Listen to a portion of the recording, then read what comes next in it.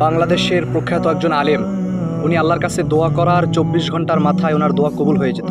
আল্লাহু আকবার। একবার সাংবাদিক ওনাকে প্রশ্ন করেছে যে হুজুর, আপনার দোয়া এত তাড়াতাড়ি কিভাবে কবুল হয়? তো উনি বলতেছে, দেখেন আমি এটা জানি না, আসলে আমি একটা হাদিস ফলো করি।